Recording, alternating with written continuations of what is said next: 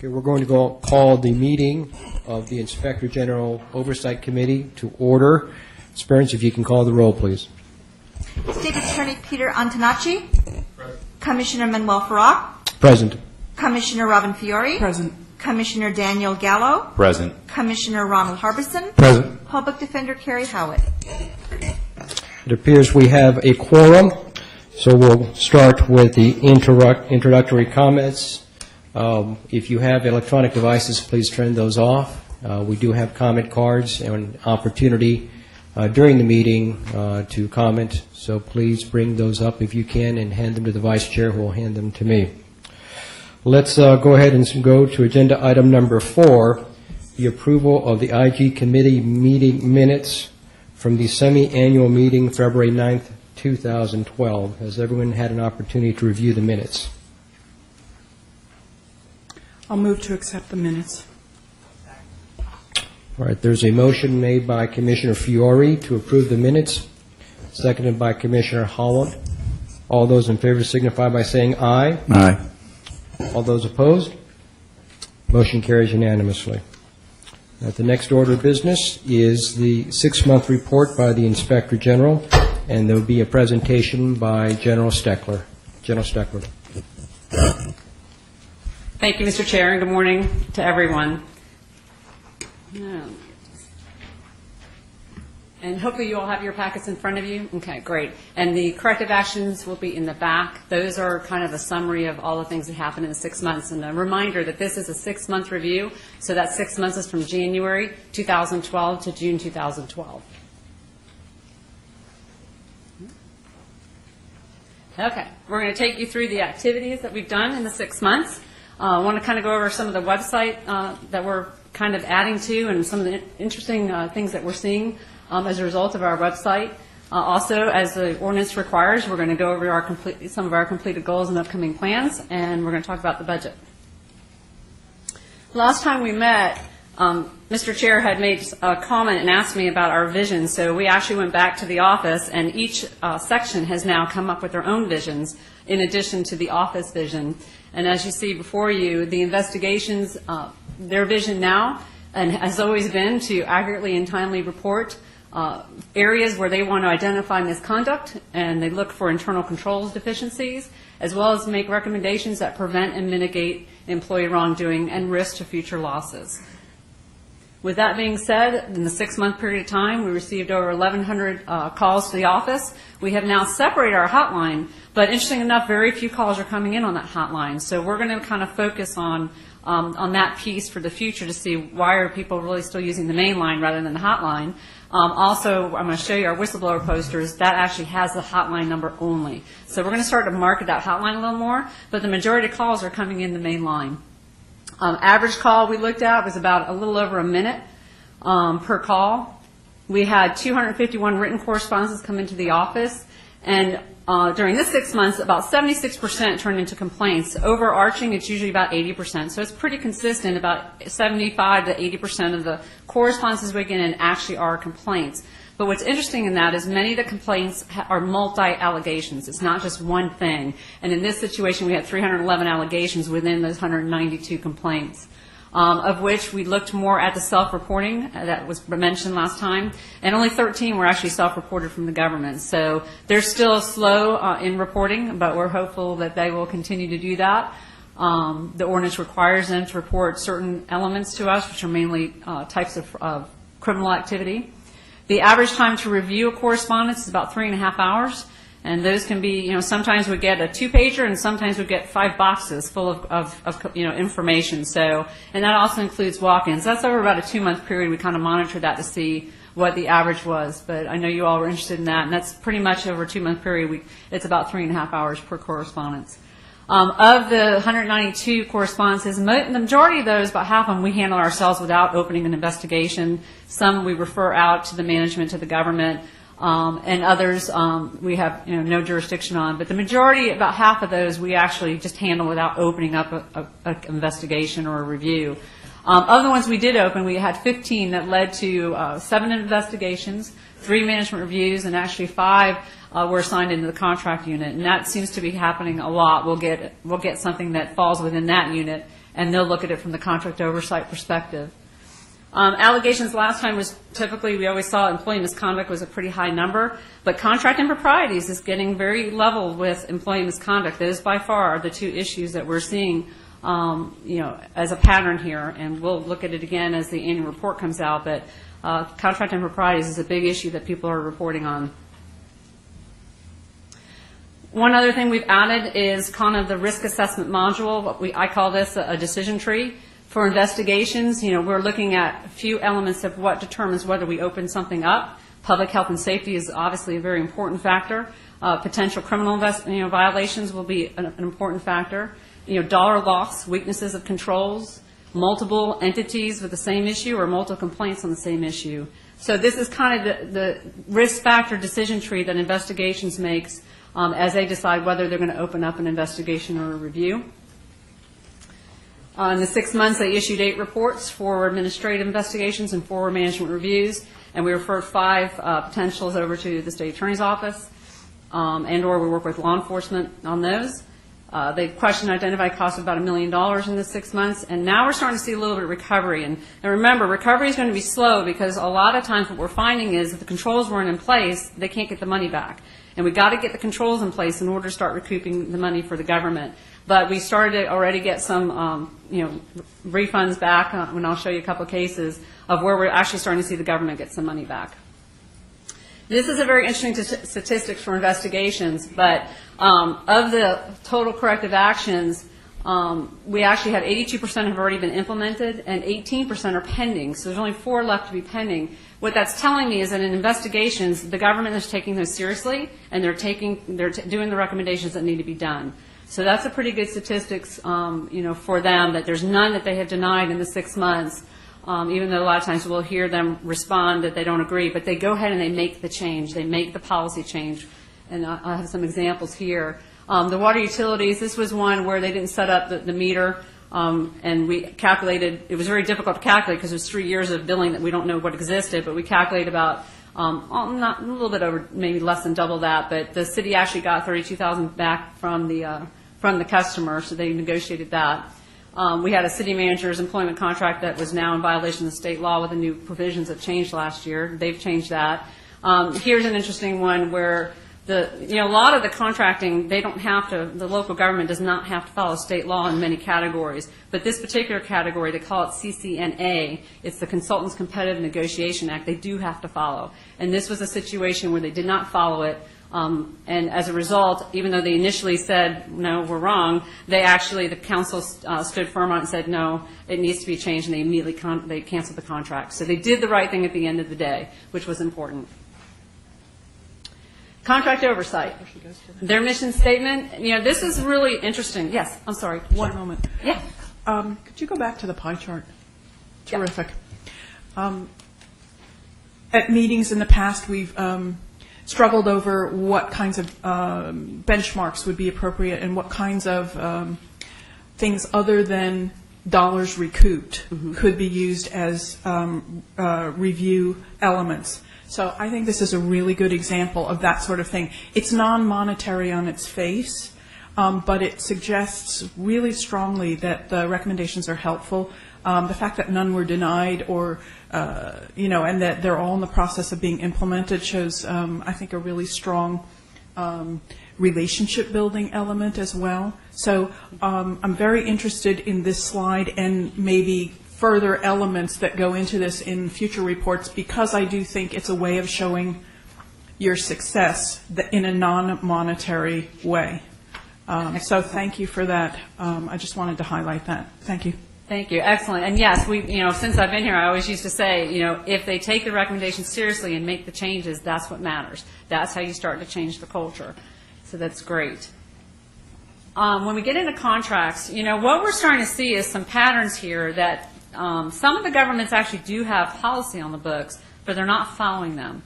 And when it comes into contracts, what we're starting to see is, are you a business-friendly environment? Are you really, just because you can, and you're going to see my statement later, it doesn't mean you should. If your policy's set to create the environment and you don't follow it, then it begins to make that question that, are you open and competitive? Do you want businesses to really compete? Do you want to find the best price? And we're starting to see some patterns here, and so the contract staff vision statement really focuses in on that. They're really trying to, they want to go ahead and help, find the enhancement of the business-friendly environment, the competitive environment, the open and fairness in the economy. So I thought it was a really great vision statement that they came up with, because that is the pattern we're starting to see, and I'm going to take you through a few of those in a minute.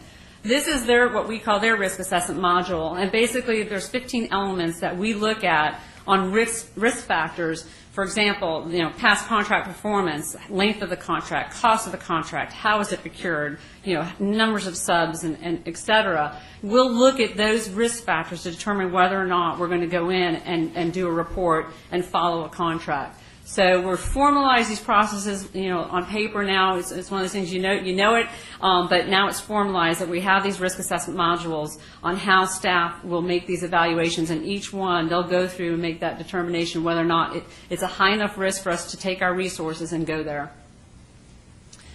During the 6 months, they also issued 8 reports for notifications and 4 observations. The notifications are the ones where we ask for management to respond. Observations are where there's not a material change, but that we see some issues there that could cause issues later where there's no response needed. And they also questioned just shy of $1 million, about $913,000 they've questioned in cost during that 6-month period. And as Commissioner Fiore wanted to make sure we keep our prevention going, we were able to at least get into 36 committee meeting sessions. So we're focused on that as well. Their project list is long in contracts. Interesting enough here, and there were only 8, but the 50% of the not implemented, 3 of those 4 are the healthcare district. It was on that one contract that we did. We will be watching that. We are in there. We are not done. So we'll be very involved with the healthcare district, but it kind of skews it a little bit because 3 of those recommendations was right there in healthcare. And like everything else, you have to work with them and help them understand what we find. You don't want to get on that slippery slope. So we're working with them. Examples for contracts, of course, we had the jail report that questioned the per diem and moving and relocation. And interesting enough, this was a response where the county didn't agree, but yet at the end of the day they did the right thing. And they've changed the policy now because in that contract it called for the ability to audit. And if you don't have documentation, how do you audit? So they did recognize that, and they have made some changes to the policy, which is a good thing. Again, hoping to prevent this type of activity. If it's right, okay, but let's make sure we have documentation, and we just don't know. On the second one, this is one we're going to be watching very closely. It's with a city that basically said because it's a pass-through for solid waste that the citizens pay it, that it's not it doesn't need to be competitively bid. We don't agree with them. They are in violation of their policy. We are watching this one very closely. They have been putting on the agenda and then removing it, so they haven't made a decision, but we are watching and monitoring this one very closely. And again, it's about the business-friendly environment. You have to ask yourself, why are they not competing these? And these solid waste contracts in particular, they're 10, 20, and 30 years as your max by law. Why are they just renewing without really putting it out for bid? There are several companies out here that want to bid for the service. I've seen them in the audience, and they don't get a chance. You have to start asking the question, why? Is it just that they don't know what they're doing, or they're lazy, or is there something not awry going on that we haven't figured out yet? So, we're watching and monitoring those very, very closely. In audit, here again, they have their vision statement, and it's again looking for strengthening controls to weed out the susceptible areas of fraud, waste, and abuse, and to find opportunities for cost savings. That is their mission statement, or vision statement. They're going to be focused again. Their module as well their risk assessment looks at budget and expenditures. It looks at the level of automation. That is very critical because if your automation is not there, which some of the municipalities are small, are they doing record keeping manually? Are they doing budgeting manually? There's a lot of issues that could come about that. We look at the complexity of the organization. Nature and scope of transactions is a big piece of risk for us that we look at. And we'll look at their external audit reports and see if there's anything that comes of concern there. So these are risk factors that we look at from the audit perspective. We just got this unit, as you know, kind of up and running this year. They've issued 2 reports this 6 months, both on purchasing and fuel cards with a total question cost of about $60,000. This is where we're starting to see with the purchasing cards, the public purpose. Is it, in state law, it is not allowed. It is very clear what you can and cannot spend things on. But in a charter county, you have more flexibility of what you can spend. Yes. Could you say a little bit about how these came to your attention? One was actually a whistleblower, and one was an inquiry. Just sent us documents and asked us to look at it. And again, the fuel cards was a very big issue out in Pahokee because one would think that there was a lot of theft going on, but we couldn't. When there's no controls in place, you can't prove the theft.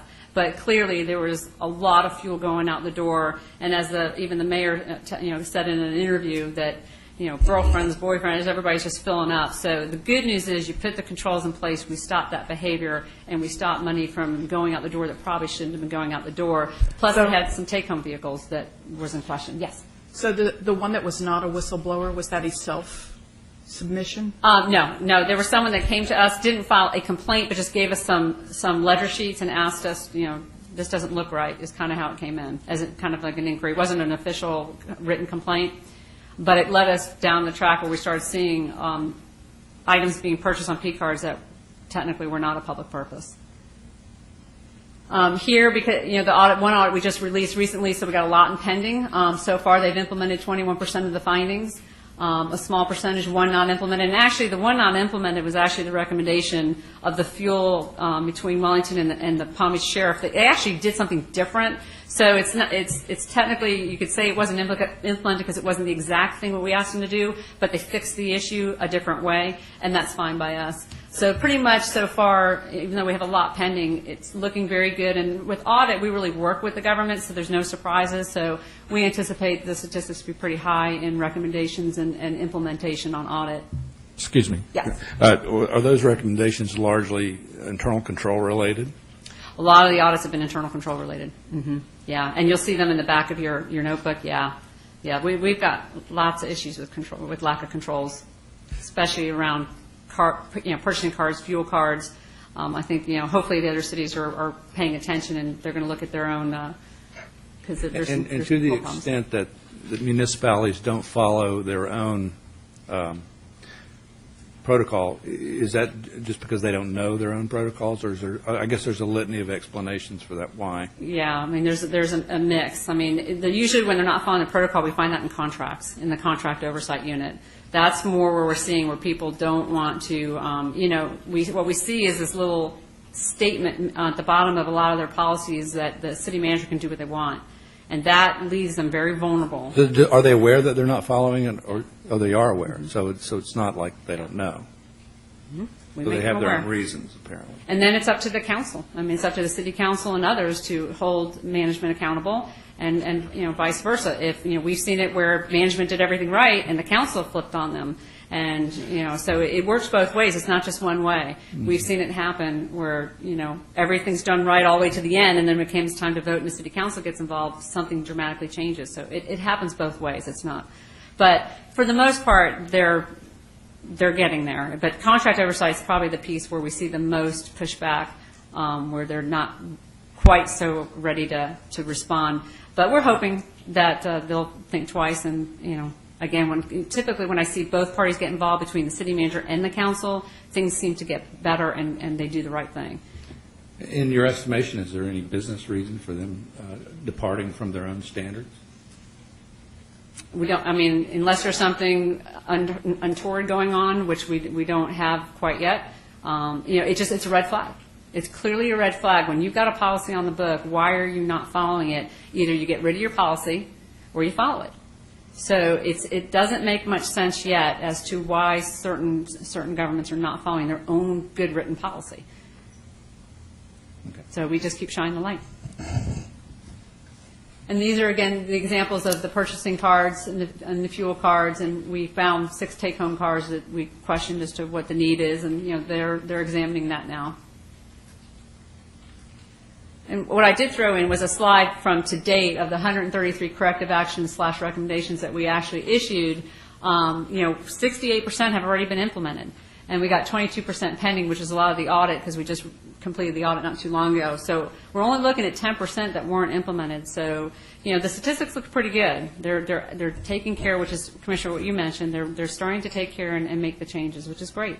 Could you characterize some of the reasons for not implementing? I actually have some of that. I know one, like I said, was where we actually, 1 second, I actually have that up here. No, I thought I had it. Let me think of one that they didn't. Am I going? Well, the Wait. healthcare one was where that was a total, you know, where we believed that very clearly what the contract was supposed to do. And Joe, you actually issued that one. You might want to talk about healthcare, and I'll think of another one. Right. There was a contract between, actually it started out with the procurement of the service, how it was procured, appeared to be in violation of their policy. They disagreed with that.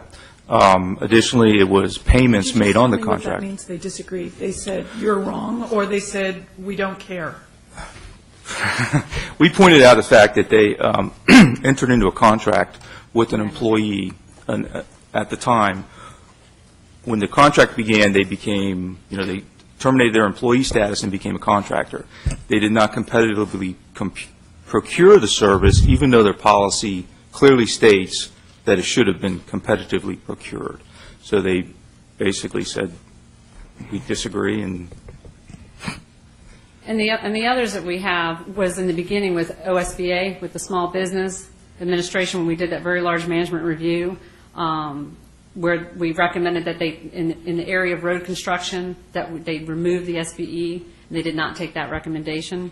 And then we also had one with Loxahatchee Groves where they terminated an employee and they forgot to remove the access, and they disagreed that was a problem. So, you know, it was one of those that you go, well, you know, if you terminate, you need to disconnect your access. So it was little things like that, but OSBA and healthcare seem to be the two that probably fit in the most of that 10%. So disagree is not the correct description then of what happened. Well, they didn't implement the corrective action that we recommended. Yes, but so it's clear the policy says X and they're not doing that. It's not that they disagree that the policy says X, right? It's they disagree that they have to follow their own policy. correct. Their interpretation of the situation, they didn't see fit Okay. with So the policy. I'm just worried that we're using too nice language. It's not that they disagree, it's that your finding is not going to be followed for whatever reason, and the reason is not that there's something unclear about their policy or something unclear about your findings. Okay. Right, and what we'll do, like with healthcare, is we're not done. We'll remind management of the prior findings and where we recommended this be changed before. You know, and that's typically what we'll do is, you know, we don't lose track of these. And if we told you once and you didn't do it and it comes up again, then you're starting to see a pattern within that agency that one would hope that there'd be more attention paid to. But I can imagine situations in which someone might disagree with your interpretation or might, Sure. in fact, disagree with your the way you, you know, did your analysis or those sorts of things. So those constitute disagreements with either your process or your interpretation, and I'd like to have that be very different. Yeah. And so you need another word. I'm not going to Yeah, these are suggest not one, implemented, yeah. but you know, I think you need a word for you know, some other kind of not following your recommendations, and I'm not sure what that is. Well, there may be other words. I just think that we need to know when it's, I just don't think you did your job right, or We'll look at that. we don't care. Yeah. So, Yeah. General Steckle, I'm sure you're going to introduce members of your staff. You did refer to Mr. Doucette. Why don't you go ahead and introduce him for the record? Sure. Mr. Doucette is the Chief of Operations for our office, and he also oversees contract oversight. All right, I just didn't want to interrupt Thank you. your presentation. Thank you. Okay. Website. We've got some very interesting things that we're starting to pay attention to on the website and add to the website. One, we went back and looked at the actual amount of views on the website, and it's almost 600,000, so we thought that was really good. And we started to drill down on that, and our main top 5 pages are the actual home page. Then the next one is the reports. People are paying attention to the reports, employment, our investigations, and then about us. So those seem to be kind of the top 5 pages that they look at when they come to our website. what was a really interesting statistics, and for those in the audience, I know this is a little bit hard to see, but the majority of them come in from the Palm Beach County web link. That's the direct traffic, almost 79%. What was very telling about this is both Lake Worth and the town of Palm Beach. We're getting a lot of activity from them, and so I went back to each of the cities and looked at where's our link, and sure enough, if I didn't see in Lake Worth, the link is right up on their homepage. They've been very open and receptive to this office. And the same thing with the town of Palm Beach, right there on the front page is a logo. Where with everybody else, other than one other I found drilled down, you had to drill down pretty far, but they did have our link, a small city. But other than that, you have to kind of find us. So I found it very fascinating that those that actually put our logo out there on the front page people were actually getting attention and looking at our website. So I found That's been our experience on the Commission on Ethics with those two municipalities as well. They've been very forthcoming with the entire initiative. Mm-hmm. So kudos to them. That's great. That's great. To date, as you know, we added the dashboard, and to date we are at $4.4 million in question costs and activities. A lot of the question costs really is about inadequate documentation. The documentation just isn't there to justify why they spent what they spent, and then the identified is about $826,000 of that, and hopefully some of that we'll start to see being recouped. Trendline, I thought I would find a pattern, but after we ran this next quarter of statistics, their patterns just are all over the place. The municipalities shot up very high in the last quarter before this, and then now they dipped just slightly. But now you start to see the county going back up. So there's really no pattern here yet. I think it's kind of all over the map on where we're seeing the correspondences come in. It's probably going to be a squiggly, a little bit of a up and down probably for quite some time. I'd be interested to know whether there's any correlation between that pattern and those cities that have links on their website. Well, I do know that Lake Worth, and I have that slide in a second. Lake Worth has had, they're not top, but they're up there. But they've been very active. When we haven't opened any investigations, so that's good for them. So the complaints we're handling for them, they're getting resolved. So they're up there. I'll give you that slide right here. Actually, it's right there. So yes and no. I mean, the ones that don't have the links, right up front. Well, Lake Worth, you can see they're up there a little bit. Town of Palm Beach is not. They're pretty low. But your main correspondences that are coming in are on West Palm, on Riviera, Wellington, and Delray and Palm Beach Gardens. So it's hard to say whether there's a pattern yet or not. But you either have very active citizens, you have an active business community. Not a lot are self-reported, so I can't say that's the high stat there. So we're just monitoring it, and it shows an interesting trend. I have a question. With regards to the phone calls that come in, are people asked to reduce to writing their complaints? Is that why those are not otherwise investigated? Yeah, we ask them to put it in writing if they want to actually file a complaint. Okay. My history of past experience tells me that when we used to do that and take a complaint by phone, if the person who complained didn't get what they wanted at the end of the day, well, that's not really what I wanted. I really meant this. And so it really, if you're going to file a complaint, we really try to boil you down to what are your issues so that we don't have that happen. Because, a lot of times it's not supported and the complainant's not happy. But again, we have to make sure we follow the facts, so we really do narrow it down in writing. And with regards to the correspondence, do you very often have to communicate with the person who filed the complaint just to better understand what it is? Always. That's our accreditation requirement. Every complainant is contacted. Yes. So once we get it, we immediately make the contact. That's required. Okay. Mm-hmm. Thanks. Mm-hmm. And then in the county, it's kind of, and it's, it only goes up to, I think, 10 or so, so it's not, it's sort of kind of all over the board. We know we get a lot in water utilities and planning and zoning. So it's sort of kind of steady over there as well. Nothing really outlandish that's flowing one way or another. Our referral links, we now have that on the website. I know the municipalities and everybody wanted to see that. So we now have all the municipalities. We have the state agencies we work with local agencies. The Commission of Ethics is on there. So we have all our referral links so that if somebody wants to just go to another city, look at their policy, click here. It's a one-stop shop. Our goals and some of the things we've completed on our outreach, we actually now are formally with the county. We're in their Excellence for Supervision, and they're preparing to lead classes. We also prepared a video. It's now on the website, both internally and externally, on what to expect when you're contacted by the office. It's about a 15-minute video plus Q&A, which was really good because the questions and answers, they had great questions in the class that were just live questions, so it really turned out well, and they were typical questions that I think people think about. So that video is out there for anyone to watch now. We really did it for the employees. We're hopeful that the governments will, push that through so that employees can go watch that video. We also created whistleblower posters, and I'll show you what those look like in a second. They're all now distributed to the cities. Several actually asked for more, which was great, and they're being posted all over to contact this office. And then we're starting to work with a reporting policy with the municipalities. Our Citizens Initiative, which some of the members in the audience are here today. Wave.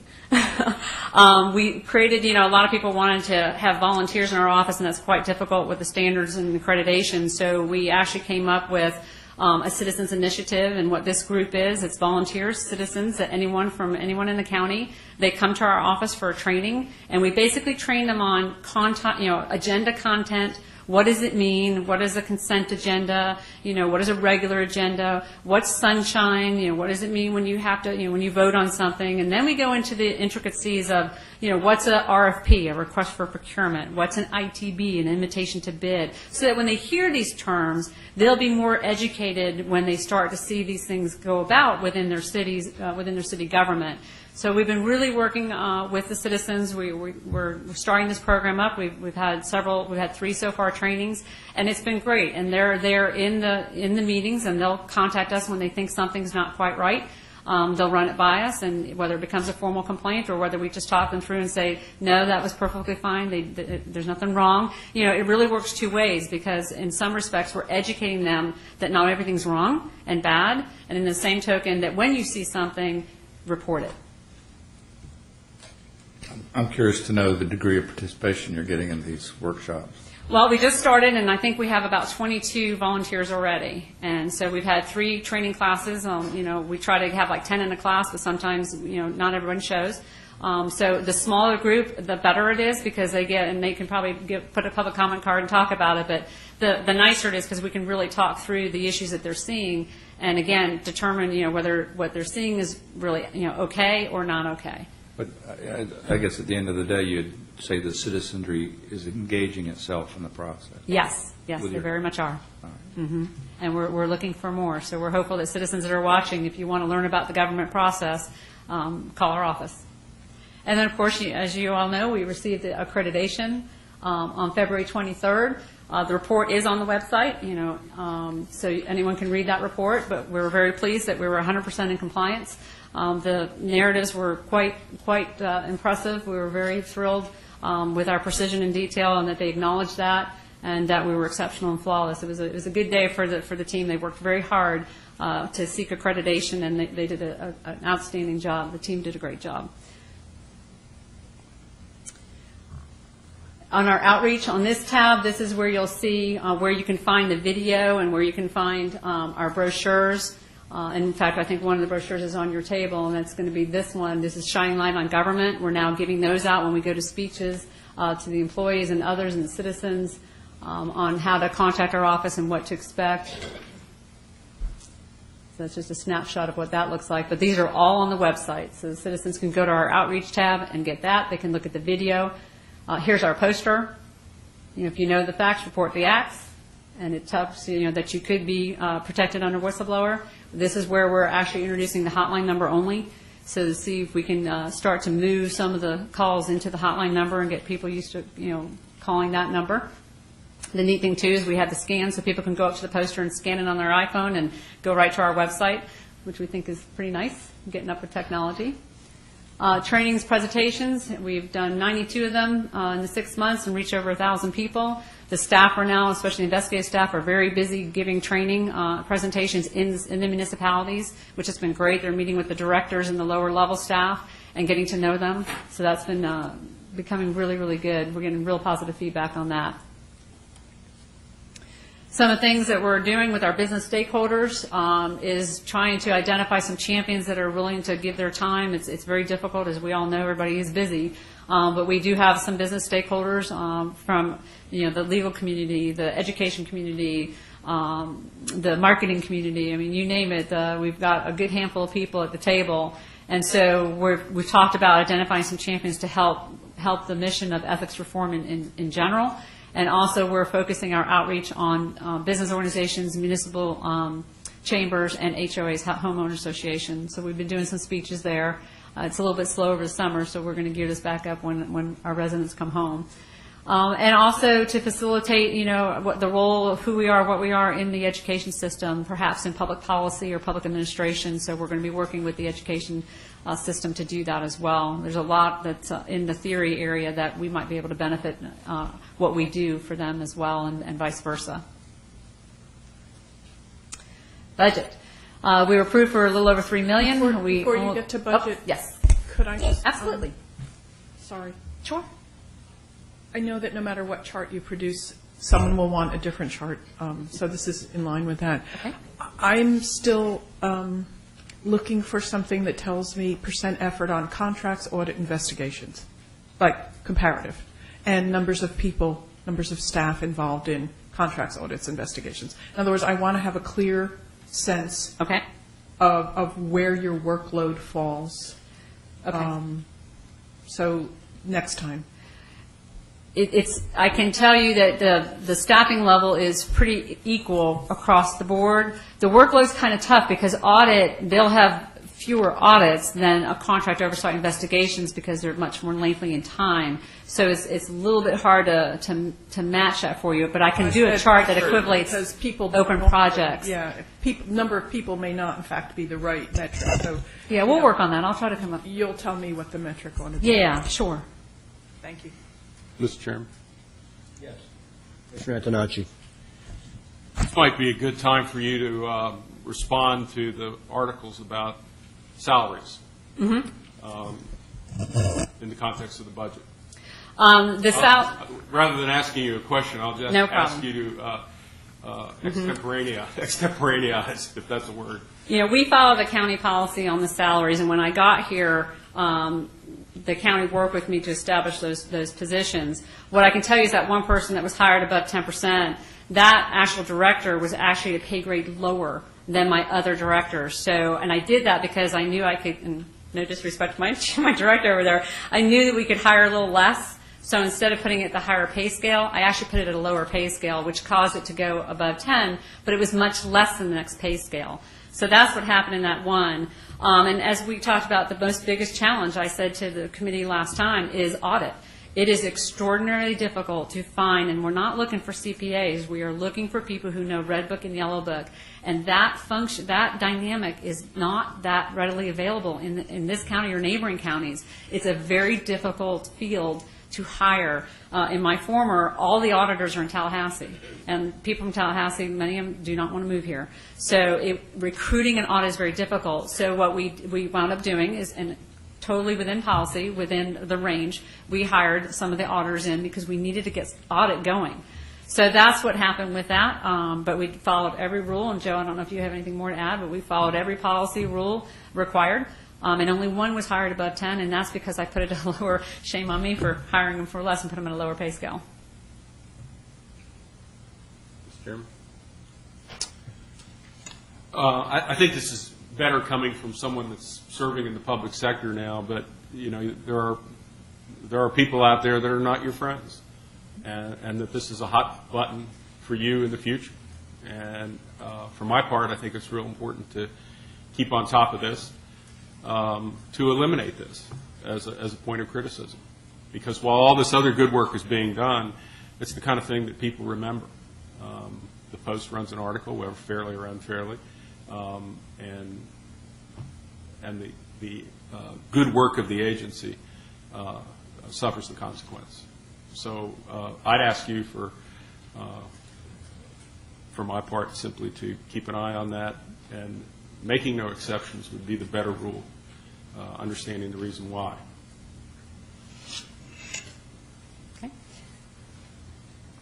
Okay, budget. We were approved for $3 million. We spent 2.1 is what we're estimated to spend to the end of the fiscal year, and that's obviously due to the lawsuit. We stopped a lot of the hiring due to the situation what's happening. We've requested just a little bit under that for next year, but it's pretty much consistent. And of course, we have 3 entities that have additional jurisdiction, and that budget is $765,000 for the 3 healthcare, Children's Service Council, and solid waste. We're at 65% staffing. And that's, again, due to the lawsuit. We're just going to hold tight right now until this thing resolves itself.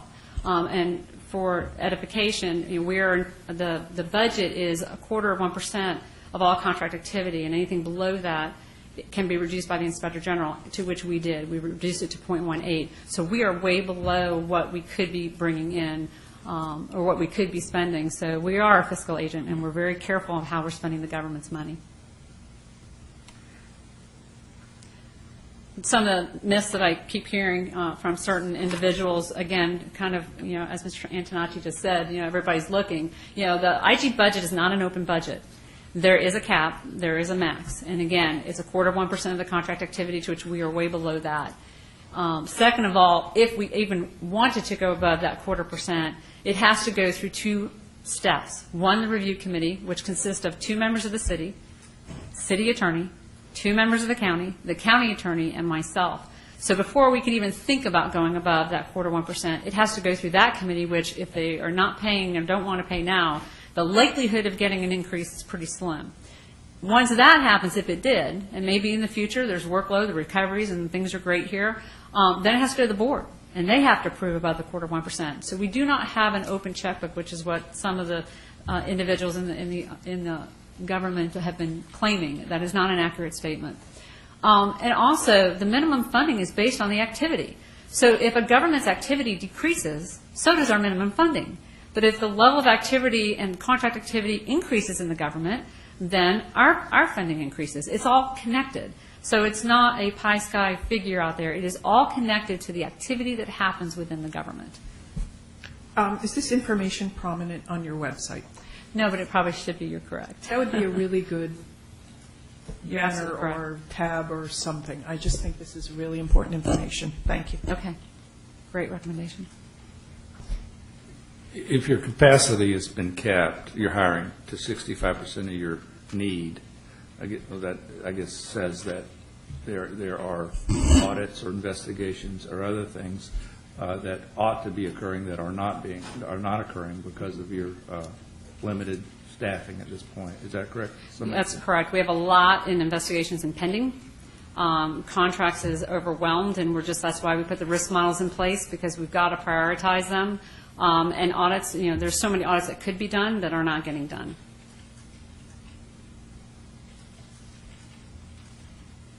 Just a little bit on the lawsuit. As you all know, November is when the 15, now 14 cities filed against the county. The clerk of the court then did a motion to intervene right after that and halted all billing, not only on those 15, but all 38. They went through the 164 hearing and mediation to try to make it work between the 2 parties. It didn't work. May 18th, that failed. So we've now entered in and joined, trying to enjoin on the lawsuit. So we filed a motion. We were supposed to go to hearing on July 6th, but that wound up getting canceled. The judge recused herself, so we have a new judge. And the good news is we have a court date of September 14th, and we look forward to that date to set our pleadings to intervene in this lawsuit. Is the clerk actually holding monies at this point? She did twofold. One, she held the money from the July to September, as well as the October to December. She's holding those, and then she stopped billing. So since January, my understanding is that she stopped billing. And in our ordinance, it requires that she bill, collect, and deposit. And what is the billing cycle? It's every quarter. Okay. January to March, April to June. And do you know what funds are being held at this point? Do you have that number? Nearly 500,000, I think.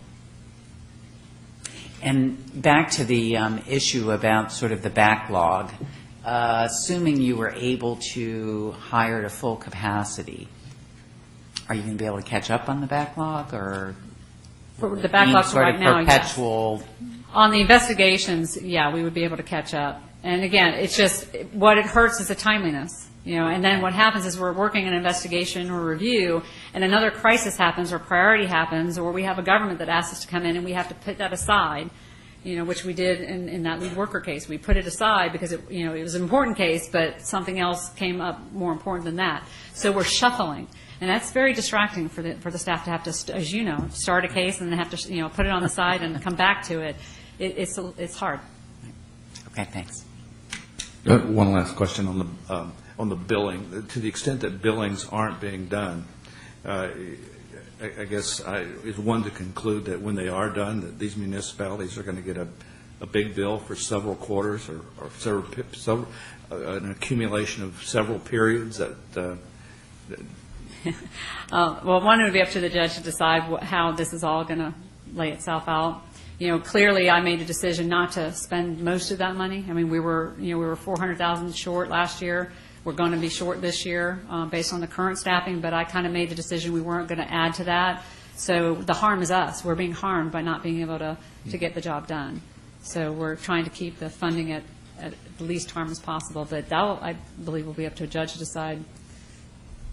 Right, and the county is making their payments, their quarterly payments. Mm-hmm. And the clerk is allowing us to spend those dollars. As well as healthcare, Children's Service Council, and solid waste. Seems to me, though, that if there's a retroactive bill, that I don't know how many quarters have accumulated that haven't been billed, that's going to be, hopefully it's a contingency in the local municipalities' budgets, but if it's not been provided for, it's going to be a surprise. Yep, and damages and other things, and there's lots of things that can happen that is going to be very costly to them if they don't prevail.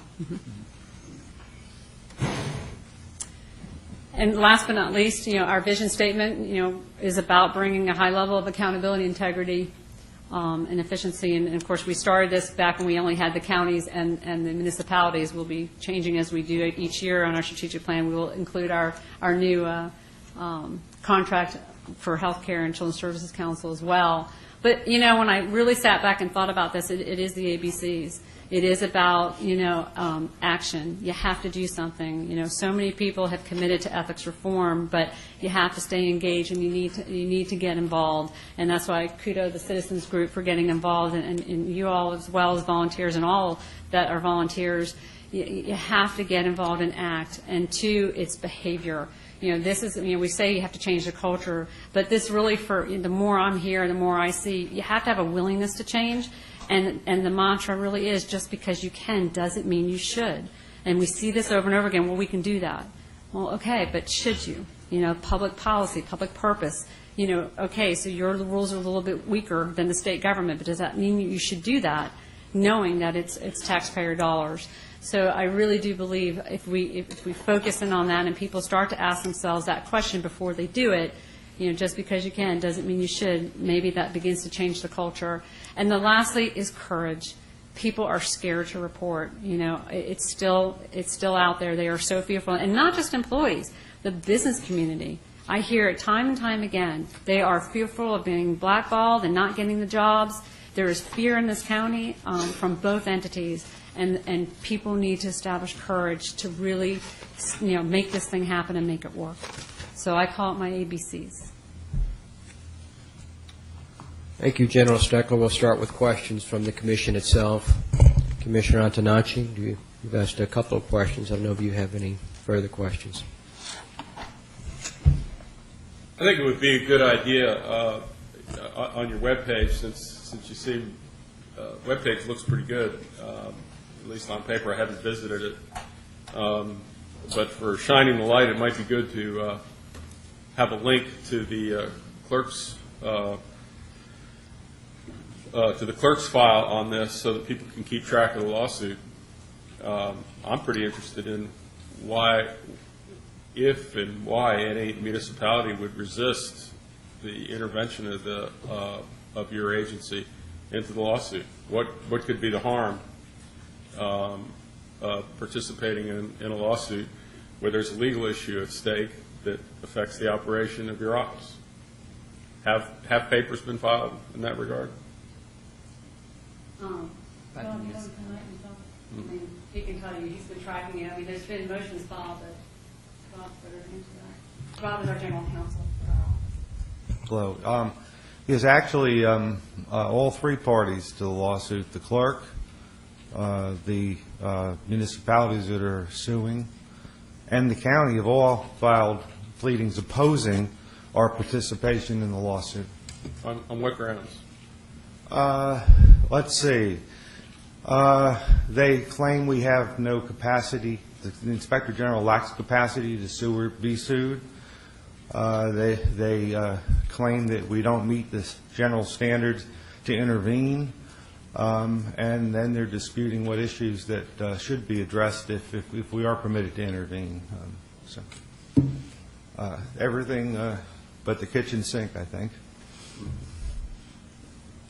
Well, I hope if the judge decides that the legal standards are wanting, that at least we continue to participate as an amicus. There could be certainly no objection to that, since the intervention rules are much different with regards to amicus. I'd like to participate. I'd like to be part of it, and I'd like for when arguments are made that are unworthy, the spotlight should be put on those as well. Thank you, Mr. Chairman. Commissioner Howard? Nothing further. No questions from Commissioner Harbison? Commissioner Fiore? Just briefly, General Steckler, would you say something about staff development? What sorts of continuing education or accreditations are your staff pursuing? Our standards require that they get X amount of hours for every 2 years, and I'm very pleased to tell you that all the investigators with the management team, all the auditors, and 2 of Joe's staff in the contract oversight of the certified fraud examiners have all been accepted into the Association of Inspector General's Institutes, which we actually have in Palm Beach County in 2 weeks. So we're very excited. Every one of them qualified. So they will all be getting certified as Inspector General auditors or Inspector General investigators as well. And actually Joe is even going to be attending as well for the audit.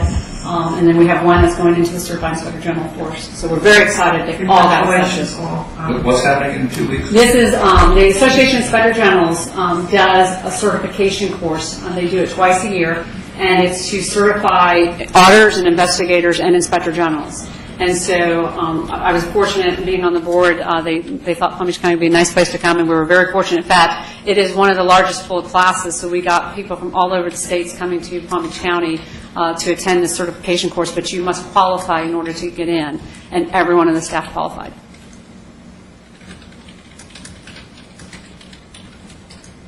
Commissioner Fiore, any further questions? No, that doesn't. Commissioner Gallo? Good morning. Good morning. Got a couple questions, if you don't mind. Like the website, there's no real phone numbers on there. Like they have the 1-800 number and you have a general number, but doesn't have your number or your staff's numbers. You don't do that? No. Okay. We would be forever busy answering that phone. I wouldn't be able to get my regular stuff done. So, no, we have a complete intake process, and that's where the numbers, because everything is monitored and tracked up front, and everything is entered in the system. I wouldn't have the ability to, if I did that, I wouldn't be able to get everything else done. So we have a very strict intake process, and everything goes in from there. Okay. All right. Just thought that was interesting. Because most places that are public service have names and numbers of all the people who are in it. One thing it's my first report, so I appreciate it. I think you're doing a great job. Except for one thing I hear you is that you have very conclusionary representations. That you make certain findings or conclusions. And then you say, they disagree with us. They being whoever you're investigating. So I guess what my concern is that disputes inherently have two sides. You're making an investigation, you're making conclusions. What I really think you're doing is you're making factual conclusions. And the investigation makes these factual conclusions. Then you're applying them to what you think the rules, regulations, and the law should be for that. And that's great. But the other side obviously has some sort of factual conclusions and or interpretations. And so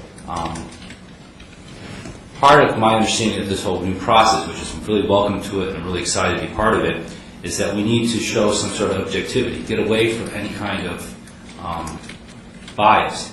We do know that there are a lot of people out there who have done things that were not really good for our county, and we're here. That's why we're here. But there are a lot of people out there who go to work every day and do it because they love the job they do, and they do intend to do a good job. And I used to be one of those people. I loved it. So on their behalf, I'd like us to give it a little bit more credibility to some of the positions taken by other people.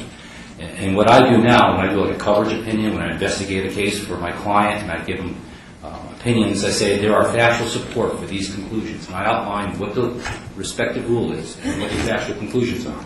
And I say, however, the other side says this. And I kind of give it an objectivity. Now, I conclude you can do this. Because we're reporting to the public. I know I get these emails and I read them, but you're also reporting to the public. And I think our objectivity, a presentation of objectivity, is equal to transparency, which is what the people are really looking for. So I kind of take back a little bit from Ms. Fiore here.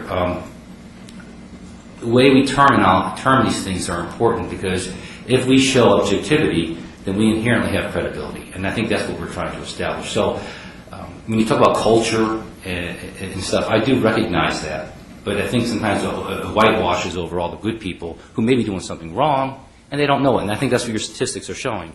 When we bring attention to certain things and they see they're wrong, they're making the corrections. But when they disagree with us, we've got to give some credibility to that disagreement. Not acknowledge it or not accept it, but not dismiss it either. And that's a concern I have. And I think there was one pending word I heard, like pending conviction on criminal investigations. Pending resolution or pending disposition would be a better term than pending conviction, because there's an assumption there's a conviction. And those are the kind of terms that I think people lose subjectivity on. So that's a concern I have in listening to this. I think it's great. I think you're doing a wonderful job. But I want to make sure we maintain that objectivity, at least that public objectivity. If I may, just so you know, when we issue audits and investigations and contract notifications, the government is given an opportunity to respond. And so we make sure that we have those responses. And when there's a disconnect, we contact them to figure out, okay, where did we miss or where did you miss? And but at the end of the day, that objectivity is the very fact that they respond to these, and all of it is attached to the report and put on the website. So their responses are part of that package, so that it is a full picture. Yeah, I see that, but like when you were speaking today, you're very conclusionary, and I don't disagree with you. I would hope that you have that kind of commitment and passion for what you're doing, but I just think that some people have an inherent, I think back to Mr. Antonacci, some people have that inherent dislike for what we're doing, so we got to be above it and just keep that objective. That's just my only observation, and it's just something I picked up on. So, another question I do, though, when you're talking about collections, you say we have to get controls in place. Could you explain that a little bit more? Because you're saying we've collected, this is early on, took some notes. Yes, I know. And maybe it's unfair because I should have asked you questions, but I know I could just interrupt. That's okay. I think I know where you're, a good collected, example is the jail. Yeah, well, the jail was $800 plus $100,000.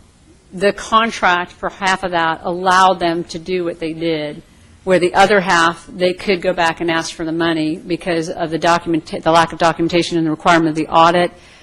But the situation is, like in that one, Lake Park is a great example, where they didn't get appraisals. So what's happening is, because there wasn't a requirement to get appraisals and they spent $2.4 million, we'll never know what the right number should have been. So we can't recover. And so what I talk about putting controls in place is policy. You've got to, and now they require appraisals based on a certain amount of property bought, is once you put those, what I call controls in place, policies in place, then if it happens again and there's no appraisals, then you have a violation of their policy that they didn't follow through, and then you can question it further. But when you don't even have a policy in place to require, you can't recover that because it was allowed. And we see that a lot with contracts, weak language in contracts sometimes, that happens as well. So kind of like by the time we get the controls in, we won't have a need for collections, huh? Well, hopefully it'll be great to see controls in place. It will make government much more efficient and effective. Okay. Thank you. General Speckler, I did want to give you an opportunity to introduce different members of your staff. I know you have some of them here. Obviously, you've already introduced Mr. Doucette. Sure. And if you can go ahead and, for the members of the public, go ahead and introduce Rob them. Beitler as my general counsel. Don Belvacek is the director of investigations. Laura Butler is the head of investigations and our accreditation manager, and she did an unbelievable job for accreditation. Angie Rents, also part of the investigative intake. She handles all those calls that come in, her and her team. And Dennis Schindel, the Director of Audit. And we've obviously, many of us here up here on the dais have seen the department as you've set it up. But for members of the public who are watching or here in the audience, why don't you give us a very quick overview of how the IG's office is set up between the different departments? Okay. In intake that Angie oversees, she has 2 individuals that work in that unit, and they take everything that comes in, all correspondences. They do a lot of the data entry. They handle the walk-ins. They handle the complaints. In investigations, besides Flora and Don, we have now 4 investigators. So there are 4 investigators now in that unit. In the contract oversight division, we have 5 staff in overseeing that. And then in audit, we also have 5 auditors and Dennis. So for lack of a better phrase, and I'm oversimplifying, but we've got 3 main departments that we're working Correct. with, and those would be audit, contract oversight, and investigations? Correct. And then we have a couple of administrative staff to handle the budget and personnel on our side. There's 2. Fantastic. I also would love to give you an opportunity to introduce some of the members of your Citizens Initiative. I know some of the members are here. I do see the Scheibels here, Fred and Iris, and who else is here? Paul McAuliffe and my 2 Sandys, Wade. And that's actually it, I think, here today that I can see. So a few members. Welcome and thank you. Oh, I didn't even see you. There you are. Came in late on me. Well, welcome and thank you. As we've discussed in past meetings, and I think this is something that's lost on the public, there's $3 billion of direct government dollars spent here in Palm Beach County between the county and the 38 municipalities. There's an additional almost $7 billion in terms of contracts. And I think you've made the statement, I think we all recognize that even with a staff of 100, you couldn't cover that entire waterfront. So the folks who are out there doing your work as well, that is fantastic. That is fantastic. Thank you to them. I also want to make a comment with regard to the entire structure that we have here. I know Mr. Baker was here a moment ago. The Scheibels, of course, are here. But a lot of the folks who helped put together the Citizens Initiative, which ended up being the Ethics Initiative, I think did an extraordinary job in their planning and their foresight. Because between the Inspector General's office, the Commission on Ethics, and if someone's really got an idea to do really bad things, the State Attorney's Office, I think the 3-legged stool that they set up has been just extraordinary. I think it covers the entire waterfront for what is, in fact, the biggest county east of the Mississippi and 25th largest county, I guess, in the country. One of my questions is to the extent that you can, and I know sometimes you cannot, how do you integrate between the Commission on Ethics, the State Attorney's Office, and the IG's office? And obviously investigations, I presume, would be the most important part of coordination with the State Attorney's Office. We have great relationships with both parties. With Allen's World, we go back and forth at intake, and Don and Allen talk regularly when they think it belongs in one shop or the other. So there's a constant communication going on with the Executive Director of the Commission of Ethics. And then with the State Attorney's Office, we work sidebar with their Public Integrity Unit. So it's a well-established relationship, and also with other law enforcement as well. But our main body is through the Public Integrity Unit of the State Attorney's Office. Well, obviously, we here on the dais can't do anything about the litigation that's pending, but we may be able to help in some fashion with the integration or with the coordination between the 3 agencies, 3 departments. Are there any issues or any discussions or any things that we need to know about or perhaps we can help with? Not between the State Attorney and the Commission of Ethics. We've got good relationships going on with both parties, so we're good there. You want to tell me something? and he's not even running for office. Yeah. There's a steady stream of conversation between 2 offices. The chief assistant state attorney is at that level. Mr. Piper and I talk from time to time, and it's been a very fruitful relationship. Wonderful. That's good to hear, because I think, and obviously I wasn't there for the planning meetings in the organizational meetings, but I think it was meant to be a three-legged stool, and it appears to be working very solid. I had a question and a thought, and I recognize to some extent my wishes and desires can't be met in terms of transparency. For example, you can't have transparency in investigations. I just don't know how you can do that without compromising your investigations. But I would like to see, and this is one person speaking, if there's a way that the IG's office can increase the transparency in terms of what it processes and how it does that. And obviously, it's very good in releasing the reports. We get those. The media get those. Those get out to the public in a very quick fashion, and they are complete and thorough. But if the general public wanted to say, just check on what the IG is doing, the place they go is the website. And the dashboard is the logical place to look at. If there's a way to expand the dashboard so that it demonstrates perhaps the projects that the IG is working on, the resources that it currently has, the resources it might need.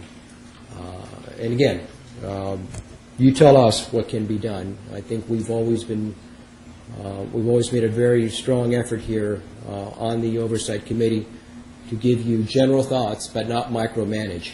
And we're not asking to micromanage.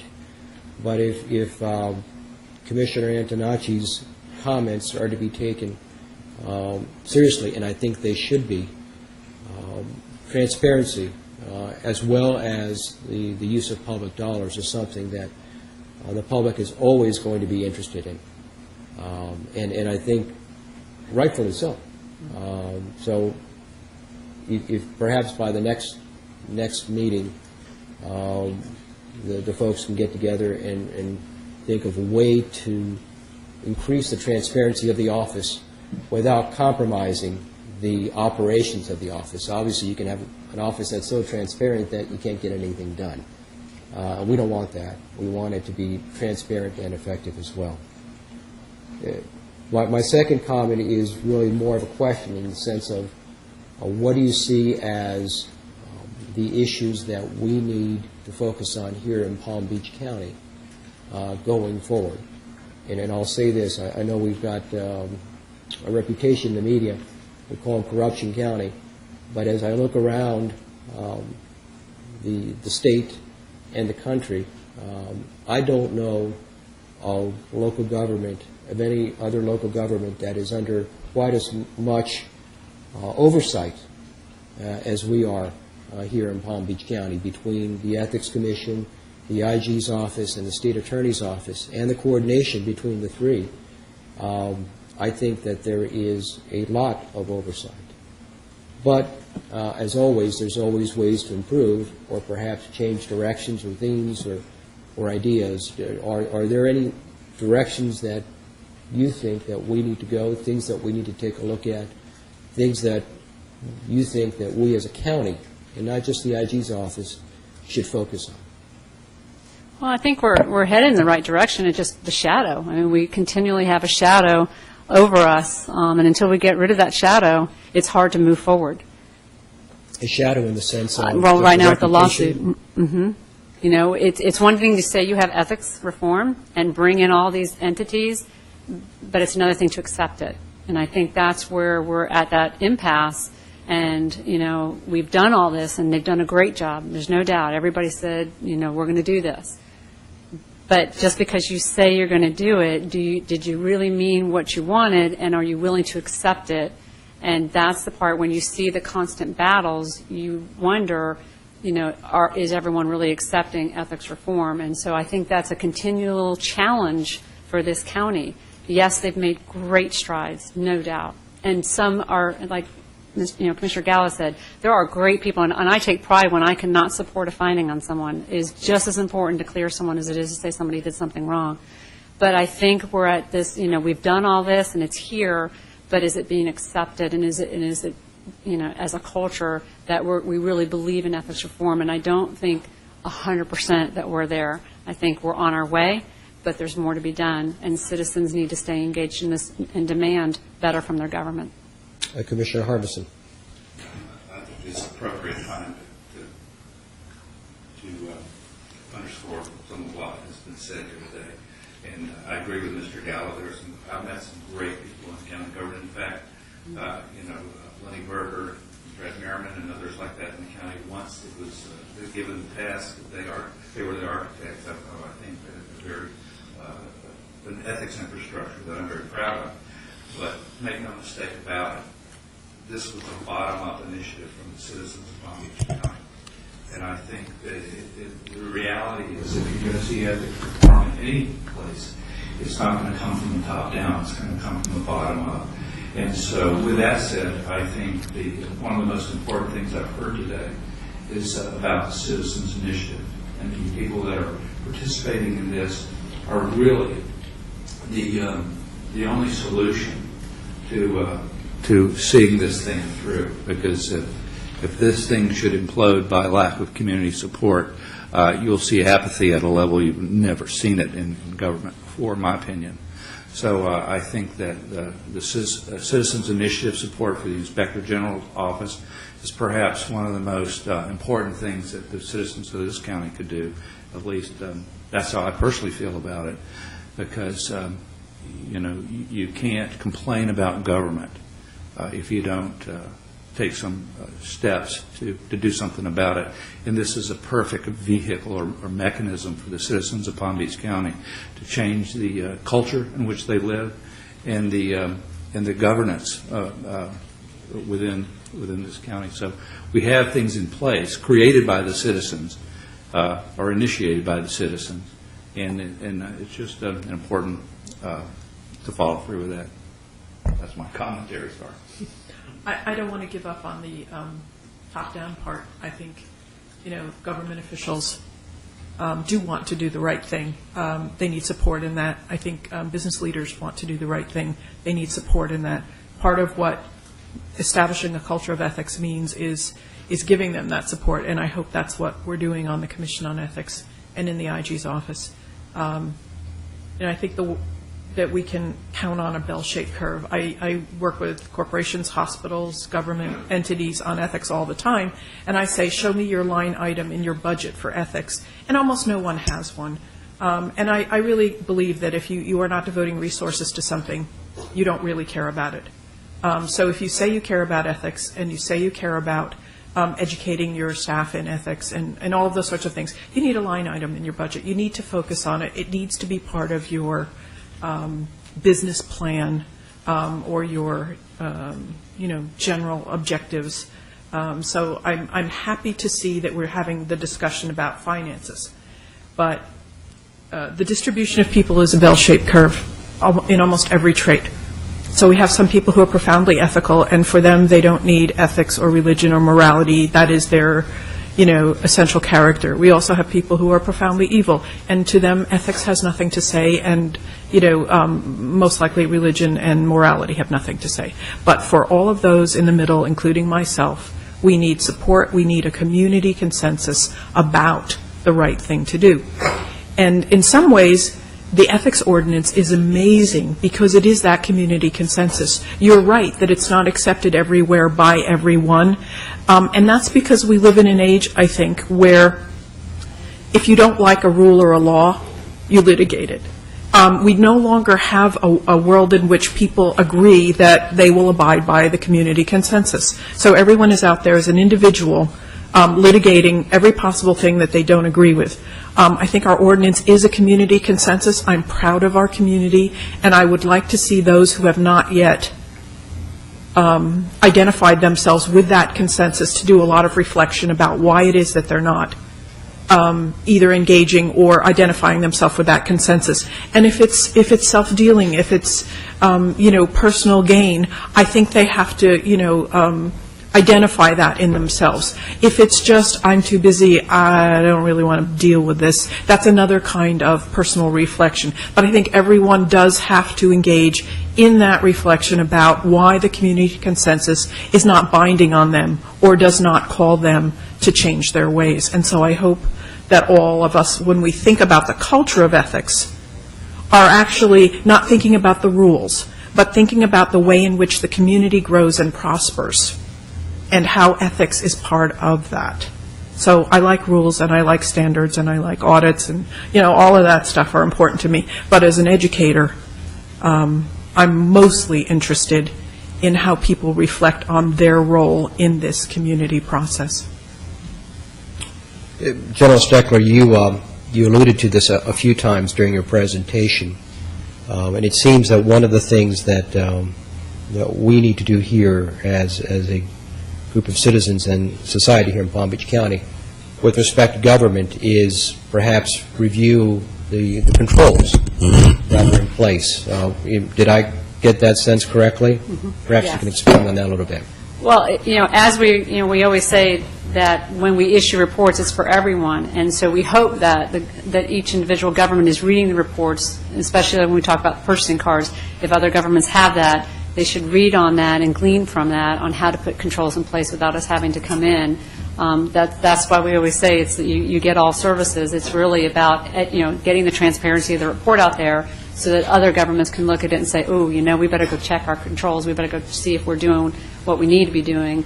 That's what, when we talk about getting it out there, and we hope that government is paying attention to the reports and that they're double-checking themselves on what type of controls they have in place or don't have in place that they need to get in place.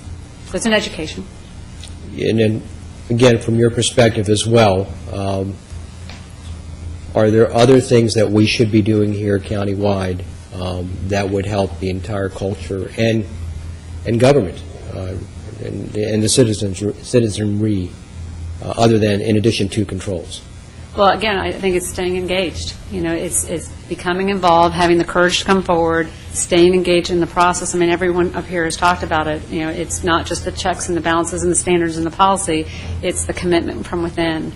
And how you encourage that commitment from within, that's a tough challenge, but that's one that everyone in this county needs to look at, is how do you continue with the commitment that you've made to make this work and to make it, where it's a norm rather than oh my gosh, it becomes a norm, good behavior and good controls.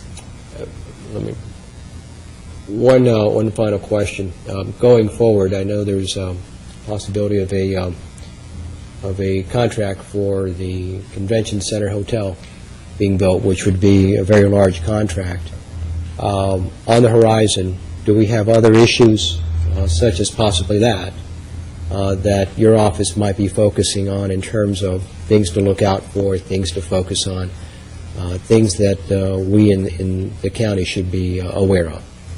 Well, part of that's a policy decision, and once the policy decision is made, where we trigger in is how is it procured, what are the activities. So it's the behind the scenes is what we look at. We don't involve ourselves with the policy decision of whether it should or shouldn't happen. It's more of let's make sure the process is complete and it follows all the laws and all the rules and all the everything that needs to happen, all the way to the deliverables. Commissioner Harbison. Just a question. You don't wait for someone to file anything, presumably on the contract side, where you have a large public expenditure, in the multiple millions of dollars of taxpayer money. You're there. We're watching, pretty much on every one of those occasions. Yeah, we do a lot of watching proactive. the backs of the citizens with respect to protocol and procedures. It's one of those risk model. It's on the risk model. It's the Right. cost of the contract. That's a big piece of it. So, and Joe can probably speak a little bit more to that. But yeah, we watch. Right, in every situation, we're going to look and see what's in place with that entity. Do they have a contract monitoring framework in place, and how's it working? Mm-hmm. So if it's not working or if it's not in place, that goes higher up on our risk scale. Right. So any kind of $30 million contract, just to use a random number, your office is going to be somewhere on the sidelines or in the shadows watching. Yes. And one other thought, as Commissioner Frosch was speaking, at all levels, both in terms of the citizens and in the public employee, I think the word courage is applicable for every stage. The citizens have to have the courage to stand up to their local governments and the courage to step up. And so that I think that characteristic applies, for everybody in the community. I just want to, not just for somebody that's going to be a whistleblower, but really at every level. Commissioner Howard? I just, as you were speaking, how are the reports distributed to, like, municipalities and county officials? They, of course, go to you all, and then they go to, if it's the county, it goes to the county commission, each of the members. It goes to Mr. Weissman, and then it goes to the assistant county administrator and the director of that department. In the cities, it goes to the mayor, the council, the city manager, and if we know who the department head or director is, that person as well. Okay. Commissioner Antonacci? I'm sorry? Is there press distribution as well? No, we don't. We put ours on the website. We don't send them to the press. Why? I made a commitment here that, this is about, it is about transparency, but I am not here to write editorials or stories for the media. They know where to get our reports. That, to me, is not the function of my office. My office is clearly to report the facts and make it transparent. And so it's available to everyone, and the media knows where to find the reports. I don't issue press releases. It's just not something this office is not, that's just not what we're set up to do. Right. Mr. Yeah, I wasn't speaking to press releases. I was speaking to distribution. And if the reports have embedded objectivity, there's no editorialization that's required by virtue of a press release. But if there's distribution, then there's timely knowledge. So you might want to think about it. I think They call us pretty regularly. They call us pretty regularly too. But you run a large organization, and the things happen outside the ordinary course of people's lives. And so I read your reports. I think they're good. I think they're people who are interested in government find them helpful. So getting them distributed quickly to people who help form opinion in the community is good. You need community support, and community support, as has been pointed out, is through all this outreach work that you've done. But cultivating public opinion is an important thing. Commissioner Antonacci, could you turn your microphone on? It's on. Okay. There you are. Thank you. I'm sorry I interrupted. That's all right. So helping form public opinion, both from the positive and the negative. The issue I spoke about negative with respect to salaries is avoiding problems, right. Because you are a target. Look, whether it's top down or bottom up, this community has stood up an incredible process that is virtually unprecedented in the state. We have a few other ethics commissions and a few other IGs out there, but nothing quite this impressive. And having had the community hold you up, you've got a way high standard to achieve. And people are going to take shots at you because there's always going to be, well, they're holier than everybody else, and we're going to take them down kind of attitude. And you're sort of living on the edge and doing everything you can to avoid problems on the one side and to publicize the good work that you've done, assuming that all the objectivity standards are met. That's been pointed out before. Then you stand behind your work. Mr. Chairman, for the State Attorney's Office part, this has just been a really wonderful experience, and the community has a lot to be proud of. This coming from another place and coming to the community, I think I had something of a slightly different perspective. And this community took a hit in the 2000 election, so that Jon Stewart and the rest of the people in the national media can hold us up as a prop of some kind for public opprobrium. And then we had the unfortunate situation with the county commissioners. So the passage of time, I think, is going to correct some of that. But more importantly, this prophylactic that we have out there is going to be all the more helpful. And the community has much to be proud of for having stood up this really remarkable process. Well, we could find a way to have the Inspector General investigate Mr. Stewart. I guess that would be the easy way to take care of that, but Don't involve me in that process. it may be just slightly out of her jurisdiction. We had some comment cards from the public. They want to speak at this particular point or another point. You're welcome to come down and speak. No one at this particular point? And when you approach the podium, please state your name and your address, please. Thank you. Hi, good morning. Thank you. I appreciate the opportunity. My name is Shanna Ramsey Chessman, and I work for Clerk and Comptroller Sharon Bach. I am the Chief Operating Officer of Finance. My address 17294 38th Lane North in Loxahatchee. I can't speak to the pending litigation clearly, but what I would like to do, I run Sharon's Finance Division, so I would like to clarify some of the information provided and give you a little perspective from a staff point of view of some of the advice that we've given to Sharon. The amount of money that the clerk's office is holding in trust is just under $200,000, about $197,000. It's not nearly $500,000. That is a result of 2 billings that our office did do the end of last fiscal year in the first quarter, prior to the lawsuit. To give you a little bit of perspective, the dollars that came in, the billings were over $2 million. We collected just under $200,000. The folks that paid are the municipalities not involved.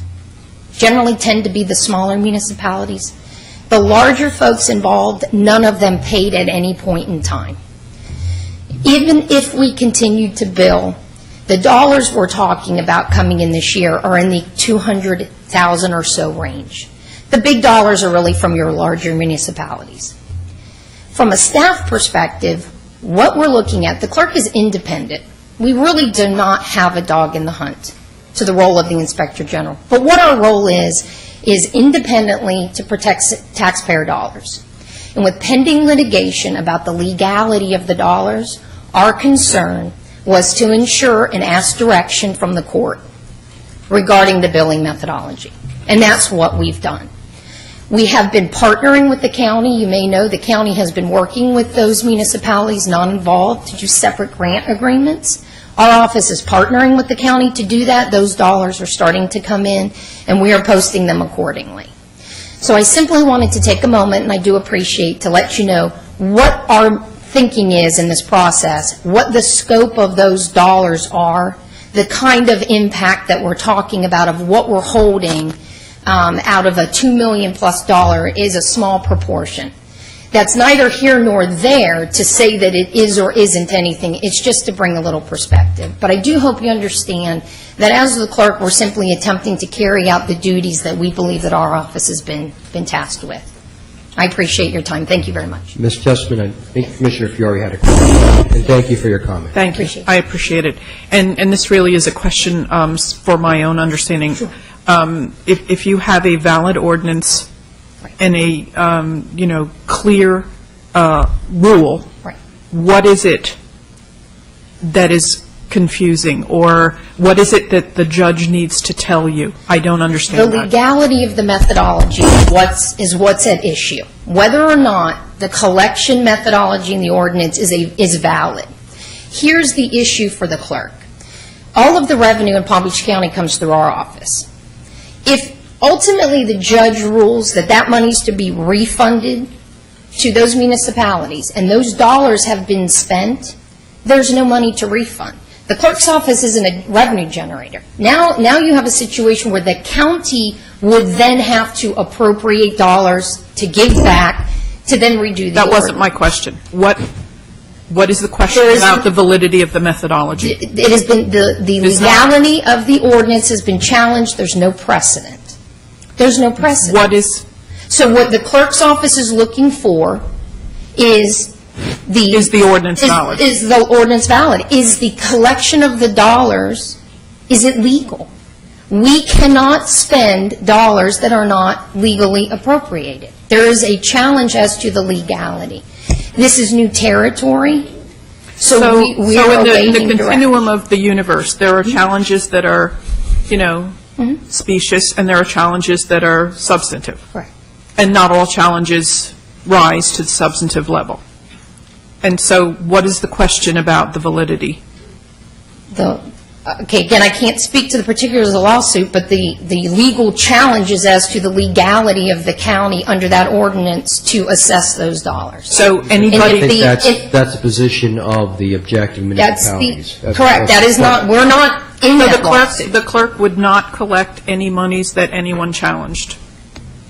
There's no precedent for this collection. This is brand new. Again, I'm not going to speak to it, I'm not the attorney. No, What I did and I want just want to know try what the to clerk's do office process is. Correct. So if anyone challenges any kind of assessment, the clerk won't collect it? If there is long-standing history on collecting, let's say, property taxes, I think that's a different situation than this. This is the first time that this is done this way, and it's the first legal challenge. Okay, thank you, that's helpful. Thank you. I appreciate it. Yes, sir. Please state your name and address for the record. I'm Paul McCullough, and I live in this wonderful West Palm Beach, 509 51st Street. I am a very strong advocate of the IG's office, not only for the cookies he serves during those training sessions, but for the reasonability of what that office does.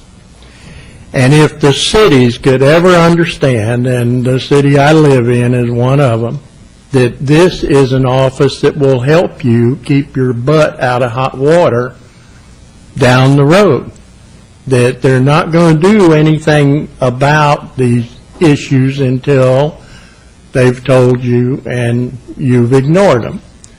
The second thing, just as a suggestion, those things that go out in email to all of these folks that sometimes read their emails and don't, I would like to see a little question on the bottom of it. Please tell me, what are your feelings about this particular situation? You know, and it's not to dispute the IG's ruling, it's, do I understand it? And is it a service to me as an administrator to implement this type of thing? You know, and the feedback, I fashion myself as playing a little golf, and I always say that what someone told me 10 years ago about a golf swing, it never went in there. But if somebody told it to me now, I would understand it more clearly. And when people are trying to understand what the IG's function is, they're having a little trouble with the scope of it, I think. The education of it. And I think that our elections show that we have a great deal of apathy just permeating this whole county. Now, as much as I would like to say things are getting better, they ain't.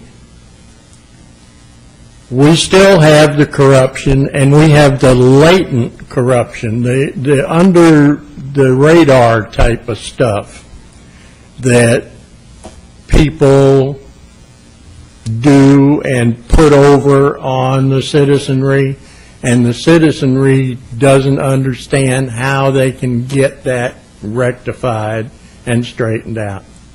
I think the whole county needs to come out en masse to say, hey, we voted overwhelmingly that we wanted an IG because we recognize that we have just total chaos when it comes. I was out the supervisor of elections office the other day. I ran for office, and I had to go out there for something, I guess to get a blood test. I don't know.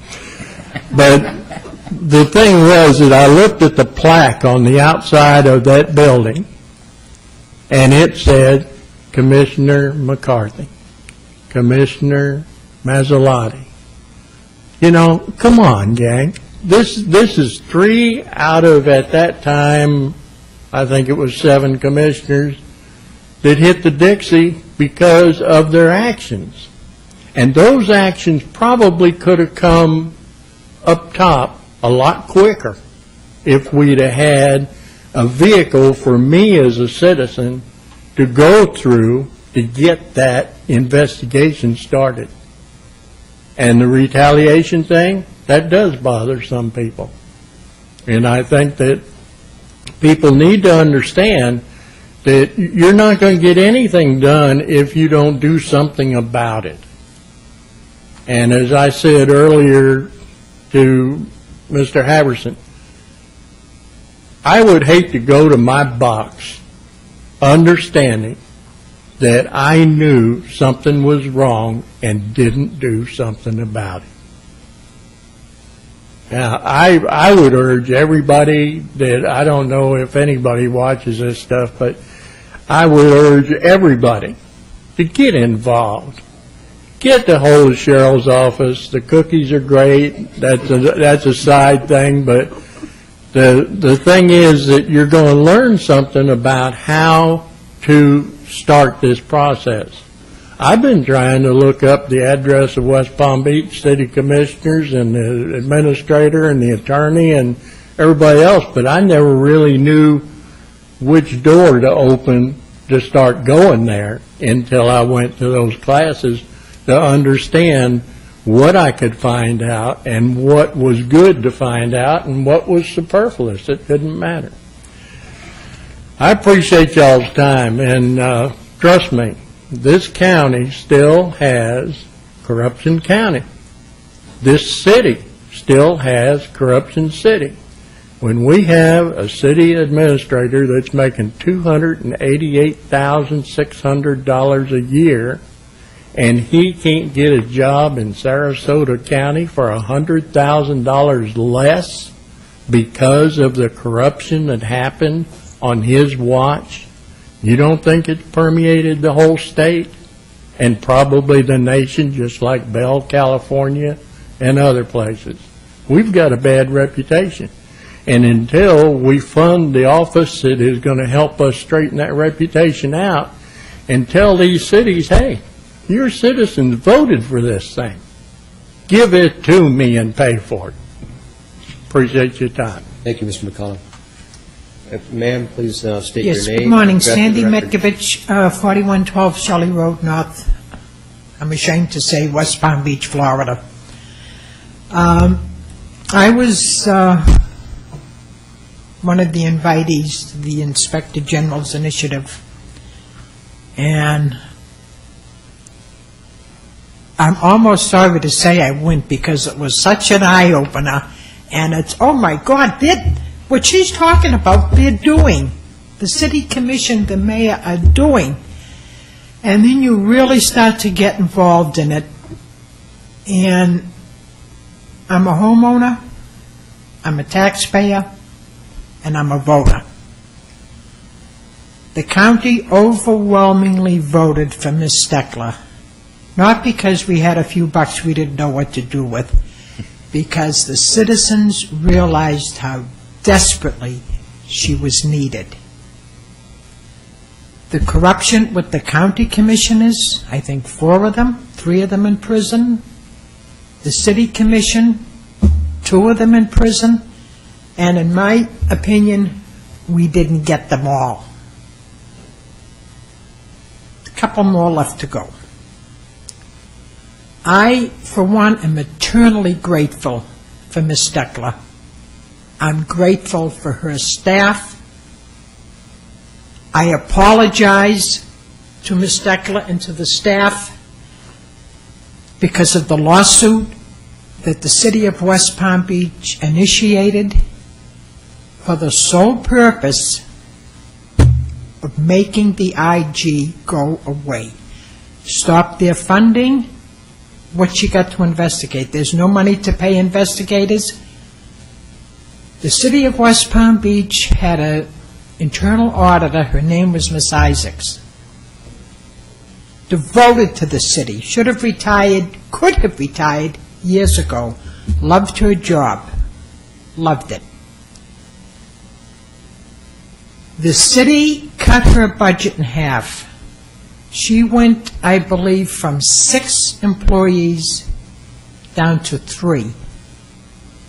Ms. Isaacs was forced out by a city commissioner. She couldn't cope anymore. Nobody in their right mind could cope. There's 2 employees working for the city auditor. How much you think they're auditing? How much you think they're catching? No. I'd hate to think what the IG would catch if she was up to full investigative powers and the money. I appreciate you people sitting here. I didn't realize until, Robin, you said you were volunteers too. You have to give a damn about the city you live in. You have to care about the policies. You have to care about the corruption. Paul is right. It's still pay to play in West Palm Beach. We have a mayor that says, geez, I don't understand why the businesses aren't coming to West Palm Beach. Where is she living? Where is she living? But, Ms. Steckler, from the bottom of my heart, thank you. Thank you, her staff. Thank you, commissioners. Thank you, ma'am. All right. On the agenda, oh, I'm sorry. I'm sorry. I wasn't prepared to speak today. I'm Nancy Hogan, 37 Hibiscus Way, Ocean Ridge, and I also took advantage of coming in to help General Steckler because the program just really excited me, the concept.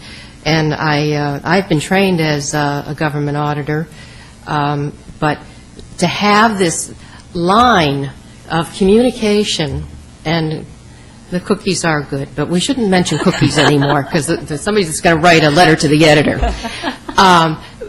But just clarification as things are moving and as the economy is in the straits that it's in, we need help as citizens. And there's a lot of people, and I know right up here, several people who spend their evenings going and trying to get the best dollar they can out of our tax dollars. But you need help, because municipalities will just say, well, that's not fair, that's not true. And you need to feel confident, and when you get in a room with other people who are going to different municipalities, and they share their experiences and their frustrations, to have a General Steckler here is just unbelievable. And by the way, I'm going to repeat it, voters overwhelmingly asked for this.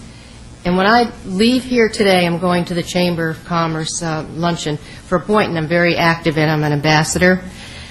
Let me tell you, the Palm Beach Post had a letter to the editor today, or to the board wrote their editorial regarding Boynton Beach and things that they needed to do in order to get the city moving again. And one of the biggest things in my chamber work is, how do you get anyone in corporate America to come and invest in a city or a community?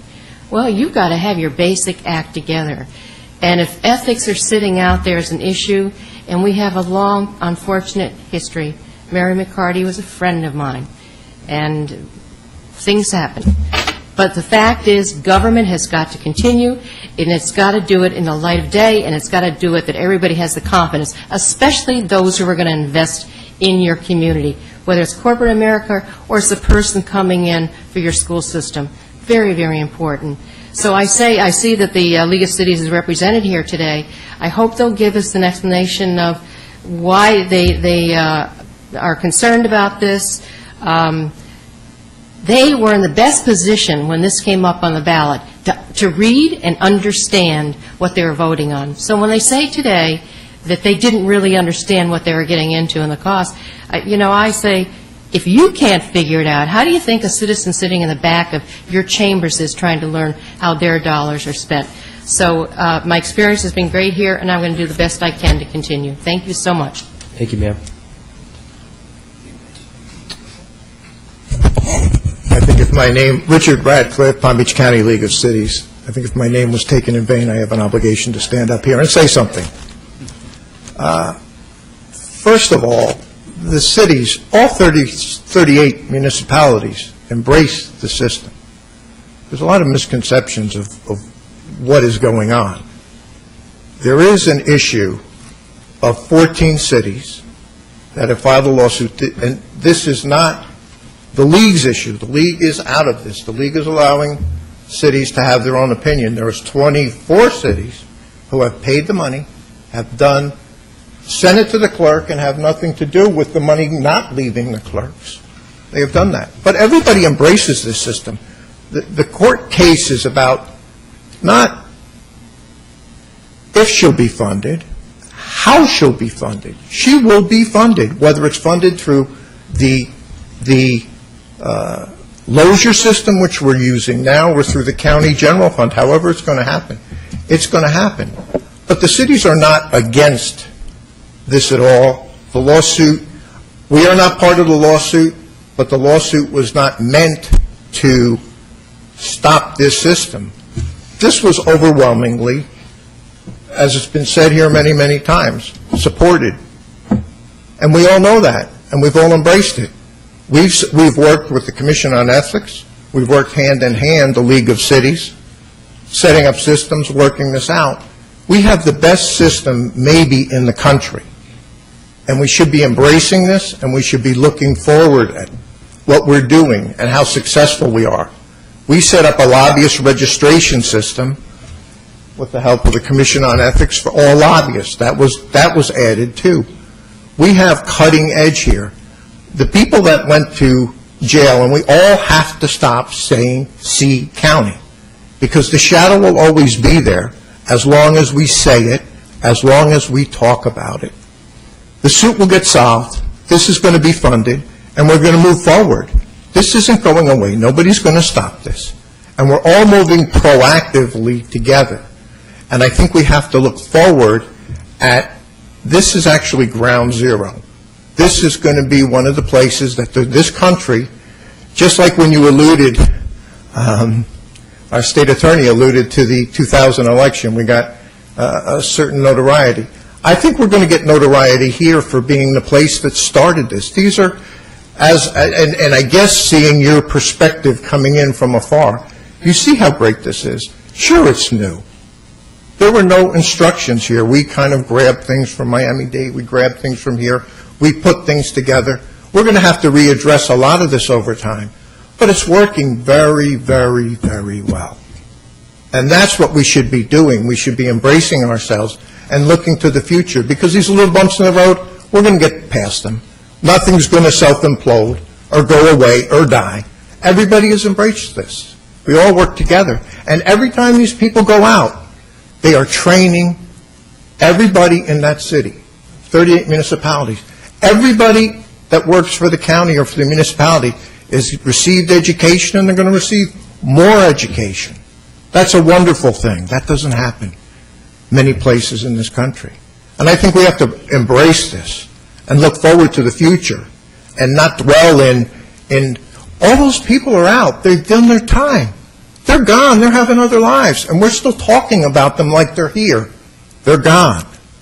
And we're training everybody within government day after day after day to get a little bit better, a little bit healthier, a little bit more ethical. And we have to embrace that and move forward. Thank you. Thank you, Mr. Radcliffe.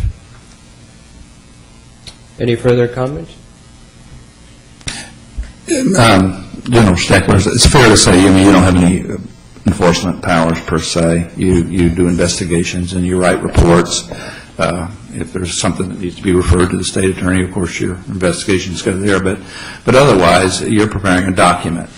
And it's fair to say that that document becomes raw material for empowerment within the citizenry of this county. That citizens can review those reports and go to their respective governments to follow whether those reports are being implemented and taken in good faith. Absolutely. So that's just, your office serves as in a way to empower the citizens of this county to affect good governance on their own. It gives them a platform from which to speak and to focus. Absolutely. I mean, that's the whole purpose of putting the reports on the website, is that our citizens read those and hold their governments accountable. And without that sort of empowerment or that raw material, the citizens really don't have a lot to sink their teeth in, other than to try to go figure this stuff out on their own, would you say? Is that That's fair to what say? that's what we're hearing. And the other thing is there's good things that happen within the government, and we put those out there. And so it's also a feel-good for those that do the right thing. So it works, traditionally there's usually things that need to happen and change, but there are also sometimes when we put out reports that they're doing it well. And so that's a good thing for a citizen to read, that their city's doing it well. Right. And while I appreciate Mr. Radcliffe's optimism, I think myself as an optimist most of the time. It is possible for this initiative to implode without citizen support. And everyone has their own interpretation as to the motivation of the lawsuits to knock your funding out from under you. I won't go there, but the truth is that unless the citizenry stays vigilant in seeing this thing through, I mean, there's plenty of examples around, even in this state, where such ordinances have imploded because of new administrations that have come in to knock the legs out from under, and it's always the funding. So, at least in my experience. So, that's my comments. All right. Thank you, Commissioner Harbison. Any further comments from the public?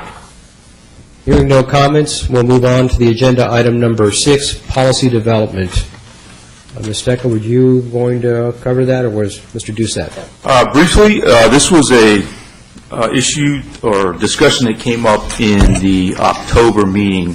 One of the commissioners had brought up some concern about their role as it relates to the Inspector General's office. And at that time, Lenny Berger from the county came and basically outlined the roles and responsibilities of the IG committee as it relates to the Inspector General and the Office of Inspector General. From that discussion, we developed a draft policy, if you will, that was based on the information presented by Mr. Berger and information taken from the contract with the Inspector General. So basically, the policy is just a presentation of the facts included in the ordinance and the contract, so that it summarized and put on just a couple of pages what the IG committee's role would be. Should there be some turnover on the committee, and it could give individual members an opportunity to get that. So I guess we're looking for some direction if the new commission chair would like us to move forward with this or not, or if you'd like me to discuss in more detail what those issues are. I'm prepared to do that. And for the benefit of the entire commission and the public, Mr. Doucette and I had a few conversations about this, and my concern was that I went back to the October 6 minutes, and that particular discussion, which Mr. Doucette references, was not clearly set forth in those minutes. So my concern was that before we went down this path, I thought the entire thing ought to be brought to the commission as a whole, so that we have a clear record and a consensus from the Oversight Committee as to exactly how to proceed from this point forward.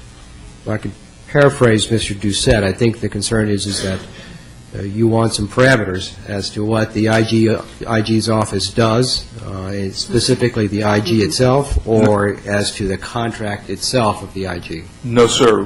This was strictly a policy for the committee. We clearly understand our roles, our parameters. The ordinance is very clear. The accreditation standards that we adhere to, whether it's Red Book, Yellow Book, Green Book. Law enforcement, Green Book. I mean, it's very clear what our role and responsibility is. This was... Commissioner Holland. I remember this, and I think the conversation was the extent to which we have any role in sort of review and evaluation of the IG, those kinds of questions. And if so, what are the standards? What are, do we have performance standards we're measuring against? And I think that was the issue. Okay. And I think the other part of it is that you all probably have not seen the contract, and there is language in the contract for the IG that talks about at the end of each year with the annual report, it's tied to that and accreditation and other things. So you probably don't have the access to that because it's not in the ordinance. So, that's when I think the whole discussion of should we just put those, the roles of the committee, the hiring, the removal, and the piece of the IG contract that you would be dealing with annually in one document. Yes. Understood. Commissioner Fiore? We keep having this discussion because there's no easy answer. So the problem is, of course, the IG is independent. And so we're a resource. And we have a couple of specific responsibilities, one of which is to, at the end of your contract, if you so desire to be renewed, whether you are renewed or not. And we don't have standards for that other than, I like her, I don't like her, I guess. And so there need to be some performance standards for that. What would help me, and I speak only for myself here, is you are most aware of what the standards and benchmarks that IG offices must meet would be. So you could educate us. You could say, in ideal land, here's what they would look like. And then we could have a reasonable conversation about whether and how many of those and in what way we want to use those or be guided by those. But we need a place to start. In other words, I don't think we should invent the wheel here.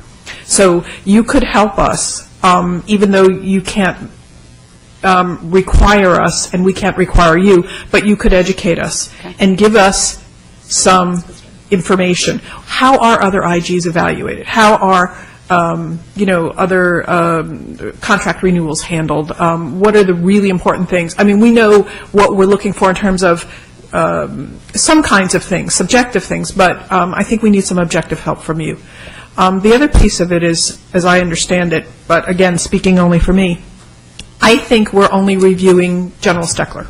I think everyone in your office reports to you. They are your responsibility. You review them, evaluate them in whatever fashion that occurs. You're responsible for that. We might evaluate that as one of your performance standards, but we are not involved in your staff in any way, shape, or form, as I understand it, but you can, again, tell us not. I think our role is with respect to you and the Office of the Inspector General, but not any finer grained than that. So you'll have to clarify that for us as well. We already have performance standards and measures in place for the staff, so. The other piece of it, and what makes it complicated, is there is an HR function in the county. You are a county employee. They will have some input as to how a performance evaluation, what takes place, what are the forms, what are the inputs to that in a county performance evaluation. So that would be data that we need to know. Again, that's part of our conversation that we have to have, but after we know what that is. So they cannot hire or fire you, but they certainly have standards for performance evaluation or some standards of something. No. Okay. But you get the idea. Yes. I think we need some that's data. That's a good starting point. That will help us. Yeah. Tell us, what the world looks like. Okay. And we'll then, I think, have some productive conversations. But please, this is just Robin riffing. I'll check with Miami, too. I would agree that was what sort of our conversation concerns were. And we do, I think, absolutely have to rely on you to help us with that. Okay. That said, I reiterate that I would be uncomfortable if anyone in your office were actually involved in the actual performance evaluation of you. So we have also to decide who staffs that.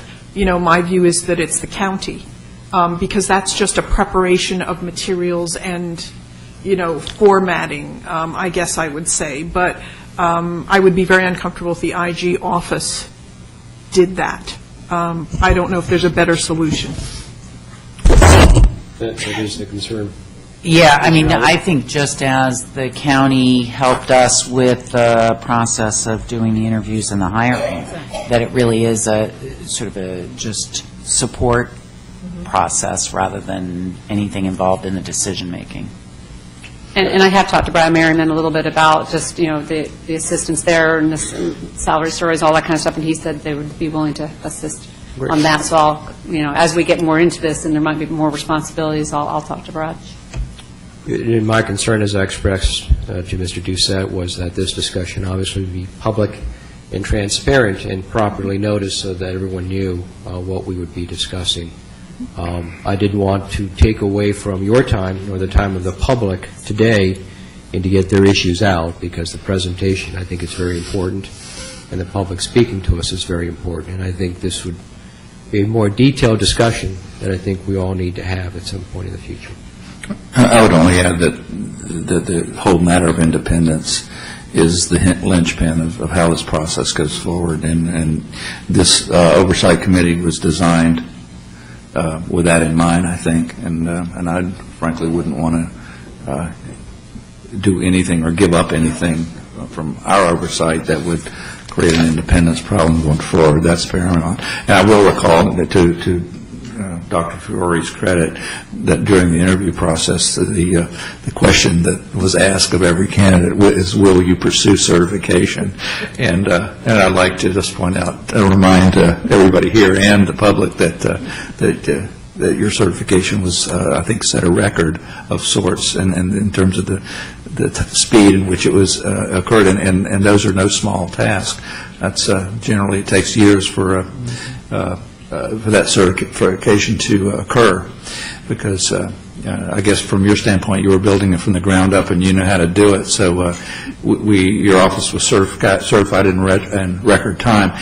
That in itself establishes the protocols, the objectivity, and the other types of safeguards within your work environment. But from my vantage point, it also speaks to you as an administrator and your ability to see this thing through. Really, from a point when you walked into your office with a lot of boxes and nothing. So it's pretty remarkable. There's still nothing because it's paperless. That's the magnificent thing. There's still nothing. I was there in the beginning, and I remember. So anyway, congratulations. All right, so just so we're clear, and the record's clear, Mr. Doucette, you're going to, I guess, is that the will of the commission, or could I just Commissioner second your Fiore, that you want to? A workshop. I think I agree with you that we don't want to impinge on the oversight committee's review of the 6-monthly thing, that we should separately address this issue as a workshop at some point when we're prepared. I don't know what that means. Is that a motion? That's a motion. Okay, is there a second? Second. Okay. We got discussion. Motion by Commissioner Fiore, seconded by Commissioner Antonacci. I just have a comment. Yes. And that is, I think we maybe should be definite about this, because I think we started this conversation a while ago with a lot of maybes, and I think we ought to move forward with a workshop and provide some specific direction with what we're asking for, and have that material provided to us ahead of time. And it would be things like standards, that maybe haven't been adopted for this process, the contract language, whatever else other folks think, but maybe have the materials distributed and actually have a workshop scheduled for us to discuss this. Okay, and I suspect Commissioner Antonacci. And when is the cycle? When? Every 6 months? I know, but when is It's it? a 4-year contract, Four-year so contract. in December 2013 is when you all make the decision whether or not to renew, and then it ends June of 2014. All right, so Mr. Doucette, you can get us those I thought things it was that... a 5-year. Yes, I'll work with you to put it together. Right, and we'll get together with Mr. Merriman, and then we'll go ahead and schedule the workshop within the next 45 days, 60 days. Ooh, well, I'd like to have a little time to do some research, because I think I don't think you're going to find that much. I'd like to contact Miami and see what they do. I can speak for the states. They report to an agency head, and typically the IG does their own. So it's not very simple. So I don't think you should limit we need some yourself to time. Florida. Yeah, I'm going to need a little bit of 90 time days? with the lawsuit and everything going on, if I could. I mean, we do have time before the contract even gets closed, so Okay. a little bit more time. Well, let's shoot for 90 days. I'd like to get it done if we Okay. can. And if there's a need to push it back, Mr. Doucette and I will speak, and we'll speak to Mr. Merriman, and we'll get it back, and we'll get it publicly noticed and scheduled. Okay. All right. Any further discussion on agenda item number 6? A question. Yes, we do. Okay, so we'll have the vote, then a question. Okay.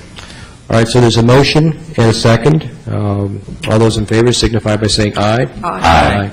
Motion carries unanimously. The question is, quite often I, as part of my job, do research in the same way that you do. How should, I mean, I know when I work with Mr. Johnson, I just send him material, and that's how it finds its way or doesn't find its way into processes. Should I be doing that with materials about IG evaluation? Should I be sending it to you, to Mr. Doucette? I would send to Mr. Doucette and Mr. Merriman, not to me. Understood, okay. So there's no communication between us. Thank you. All right. Any new business on agenda item number 7? All right. No new business. Next item is the adjournment. Do I have a motion to adjourn? Motion to adjourn. Your second? All right. All in favor? Aye. We're adjourned. Thank you. Thank you all.